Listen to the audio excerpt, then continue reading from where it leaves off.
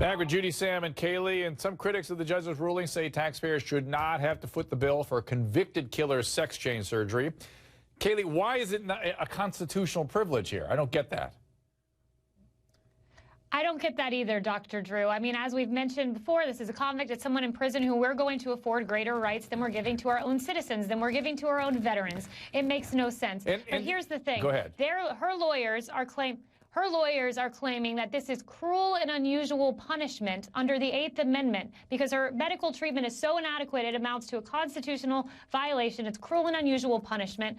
That sounds absurd because it is, in fact, absurd. She does not need the surgery. She will live without the surgery. This is a privilege. It's not a right. You know what's interesting? I wonder if, Sam, the only way she's going to get to go to a women's prison is if she has her penis cut off. And that could very well be, Dr. Drew. That would start to make, frankly, that would make sense to me. Because she's getting raped in the male thing. Yes. They won't let her go over there with a penis, then okay. I kind of get that. There has been other inmates, Dr. Drew, in this same position that have actually castrated themselves. So they could be moved or at least initiate that. I think it's going to be more than castration. I know, it initiates that surgery. And Dr. Drew, I'm sorry, Kaylee, but this is a necessary medical procedure. You're not a doctor. However, I do want to make the point, again, it's not, if we're going to be up in arms about paying our tax dollar money to pay for these inmates' medical treatment, we need to be up in arms about everybody, not just this one woman. The question again was, to what degree do what level How much is cancer treatment, Dr. Drew? How much is cancer treatment? They may not get the latest thing because it costs too much. They may not get the latest surgery. Then let's put it across the board. Let's put it across the board. Absolutely. That's absolutely, I agree with that.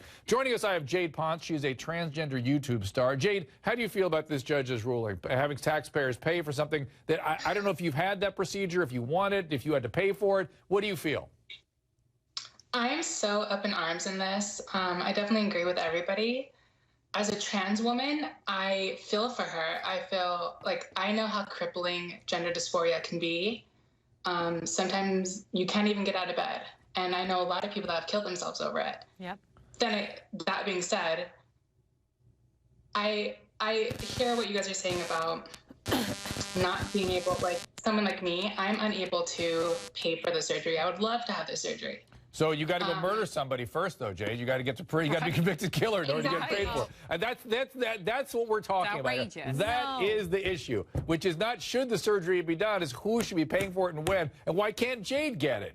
Jade is somebody who really needs this thing. Judy, you read all the criteria. Jade meets the criteria. Why can't she get it? Why does a prisoner get it? That's what is at issue here. And here's the thing, Dr. Drew. Medically necessary has to be evaluated on a case-by-case basis. No. Yes, unfortunately, you know what it is. It's an insurance-by-insurance basis. Jade, would your insurance even pay for a gender reassignment? No, I have applied for so many different kinds of insurance, but through my employer, through certain circumstances, they'll pay a percentage of it. But I just feel like it's kind of easy. Like, I didn't commit a crime, you know what I mean? What makes her more deserving than me?